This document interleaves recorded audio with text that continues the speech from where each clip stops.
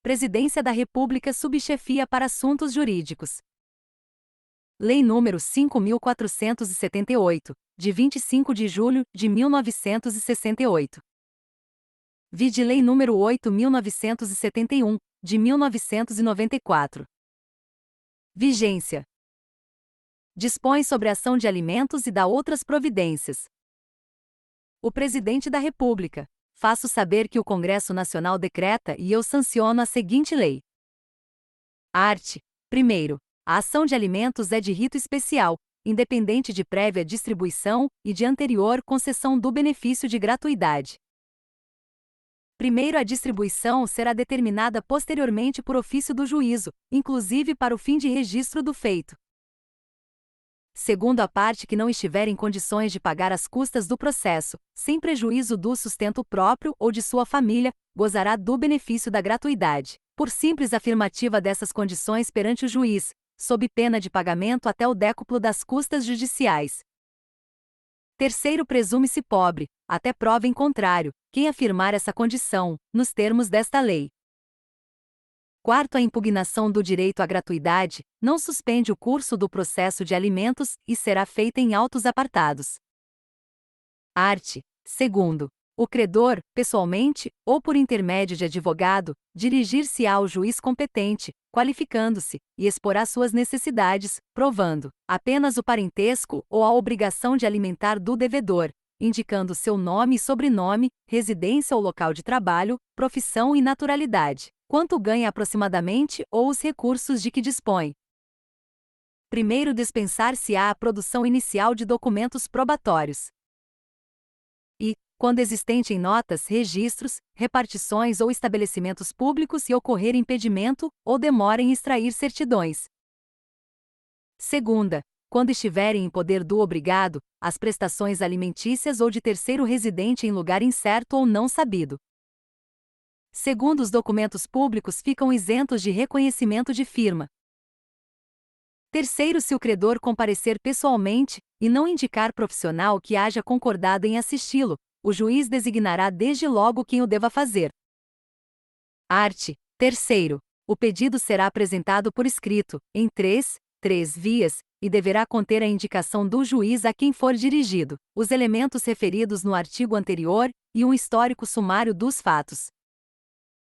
Primeiro, se houver sido designado pelo juiz defensor para assistir o solicitante, na forma prevista no artigo 2º, formulará o designado, dentro de 24 horas da nomeação, o pedido por escrito podendo, se achar conveniente, indicar seja a solicitação verbal reduzida a termo. Segundo o termo previsto no parágrafo anterior, será em três vias, datadas e assinadas pelo escrivão, observado, no que couber, o disposto no caput do presente artigo. Art. 4º. A despachar o pedido, o juiz fixará desde logo alimentos provisórios a serem pagos pelo devedor, salvo se o credor expressamente declarar que deles não necessita. Parágrafo único. Se se tratar de alimentos provisórios pedidos pelo cônjuge, casado pelo regime da comunhão universal de bens, o juiz determinará igualmente que seja entregue ao credor, mensalmente, parte da renda líquida dos bens comuns, administrados pelo devedor. Art. 5º. Ao escrivão, dentro de 48 horas, remeterá ao devedor a segunda via da petição ou do termo, juntamente com a cópia do despacho do juiz, e a comunicação do dia e hora da realização da audiência de conciliação e julgamento. Primeiro, na designação da audiência, o juiz fixará o prazo razoável que possibilite ao réu a contestação da ação proposta e a eventualidade de citação por edital. Segundo, a comunicação, que será feita mediante registro postal isento de taxas e com aviso de recebimento, importa em citação, para todos os efeitos legais. Terceiro, se o réu criar embarações ao recebimento da citação, ou não for encontrado, repetir-se-á a diligência por intermédio do oficial de justiça, servindo de mandado a terceira via da petição ou do termo. Quarto, impossibilitada a citação do réu por qualquer dos modos acima previstos, será ele citado por edital afixado na sede do juízo e publicado 3 3 vezes consecutivas no órgão oficial do Estado, correndo a despesa por conta do vencido, afinal, sendo previamente a conta juntada aos autos. Quinto, o edital deverá conter um resumo do pedido inicial, a íntegra do despacho nele exarado, a data e a hora da audiência.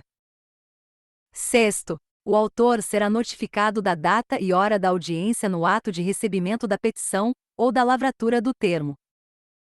Sétimo, o juiz, ao marcar a audiência, oficiará ao empregador do réu, ou se o mesmo for funcionário público, ao responsável por sua repartição, solicitando o envio, no máximo até a data marcada para a audiência, de informações sobre o salário ou os vencimentos do devedor, sob as penas previstas no artigo 22 desta lei.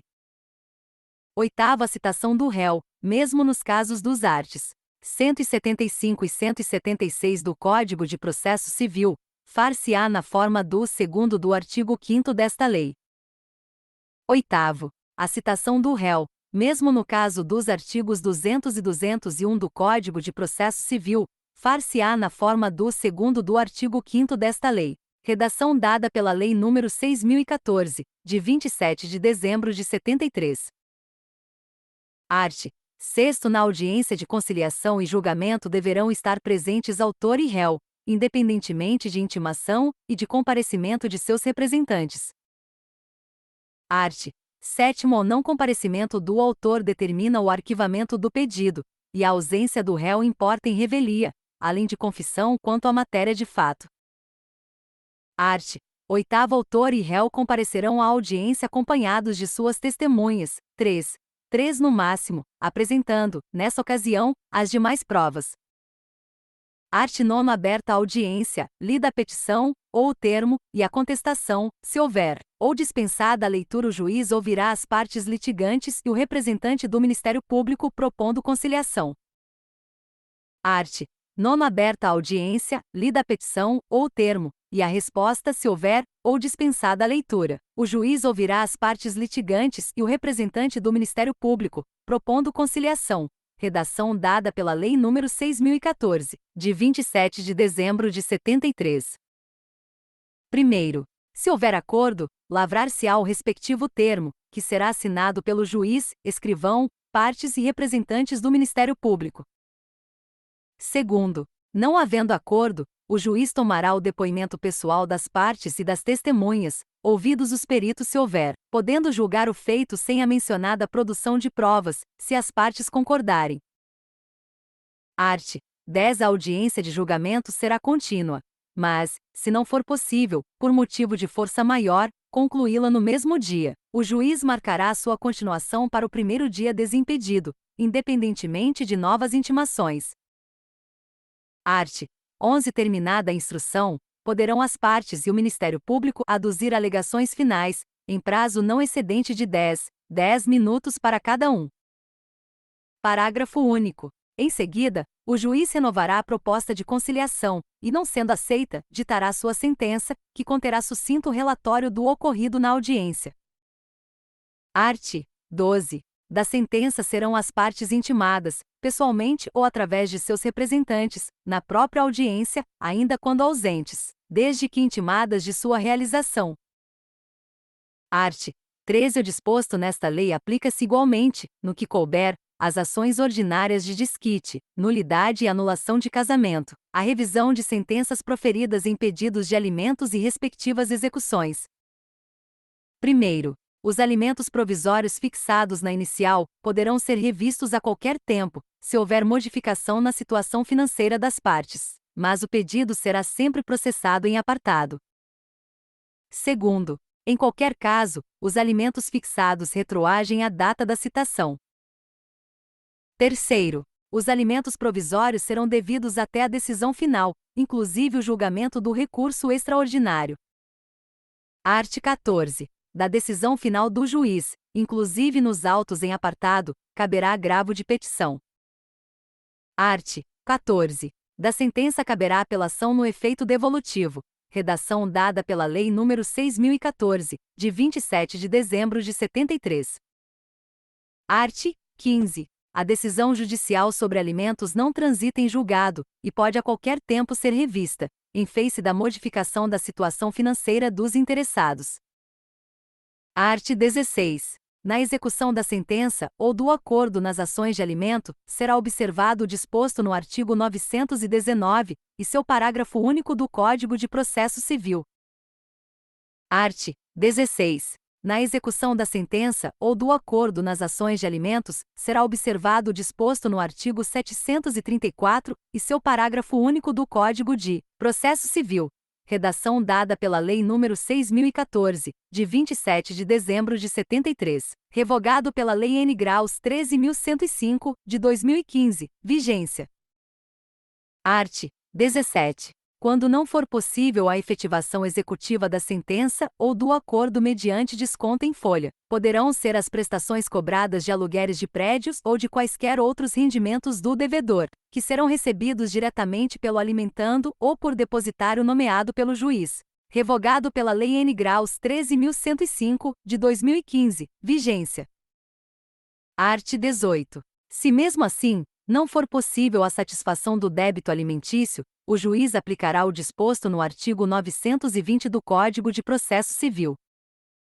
Art. 18. Se ainda assim, não for possível a satisfação do débito, poderá o credor requerer a execução da sentença na forma dos artigos 732, 733 e 735 do Código de Processo Civil. Redação dada pela Lei nº 6.014, de 27 de dezembro de 73, revogado pela Lei N. Graus 13.105, de 2015, vigência.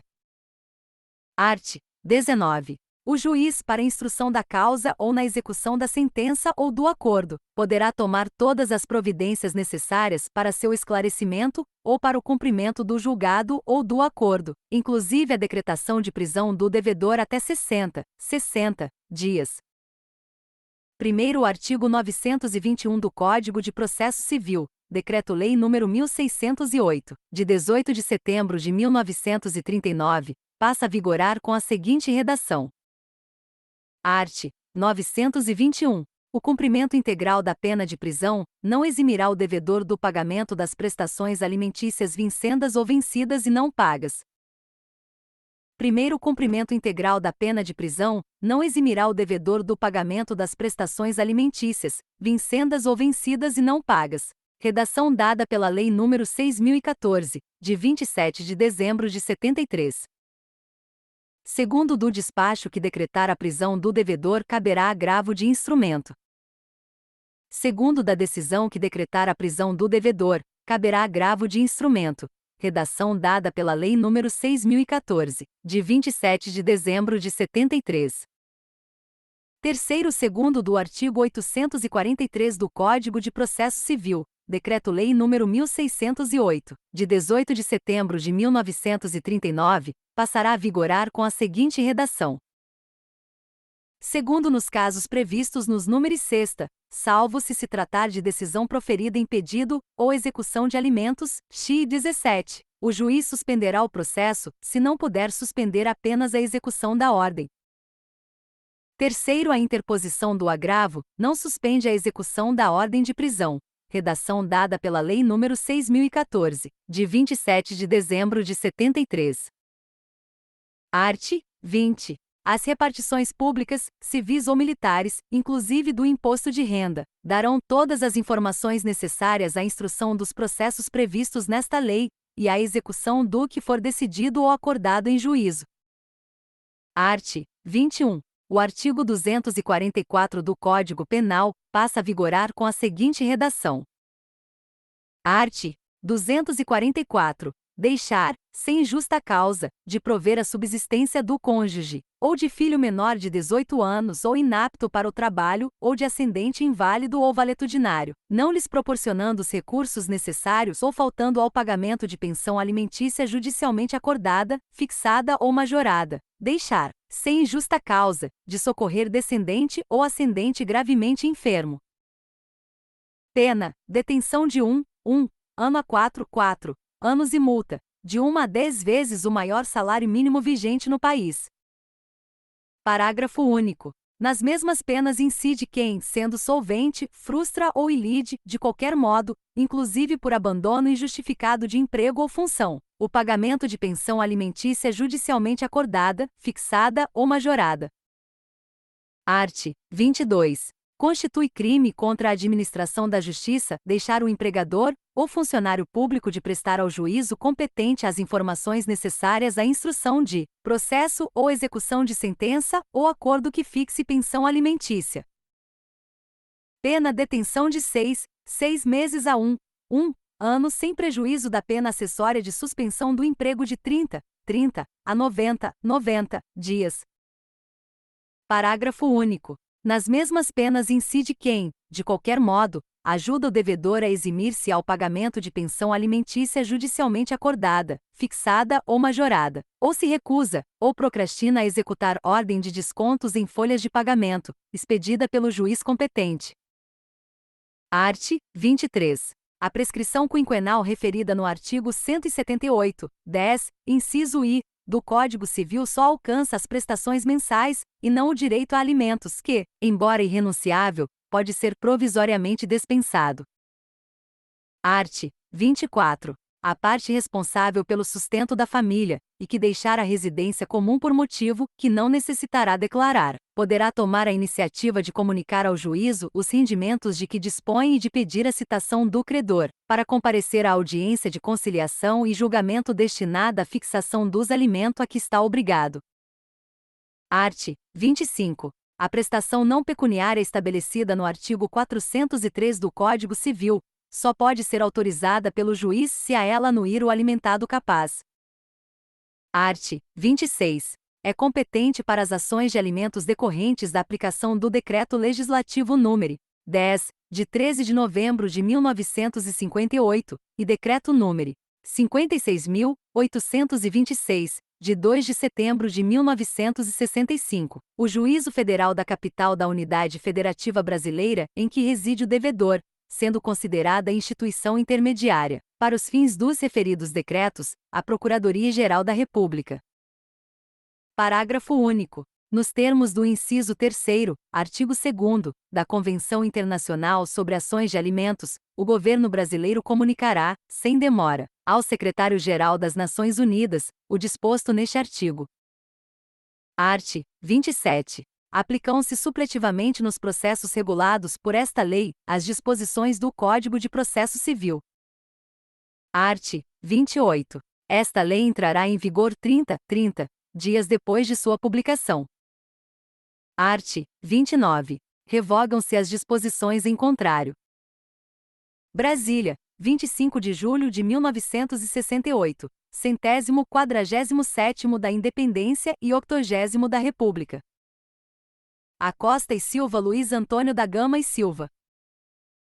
Este texto não substitui o publicado no DOU de 26 de julho de 1968, e retificado em 14 de agosto de 1968 e republicado em 8 de abril de 1974.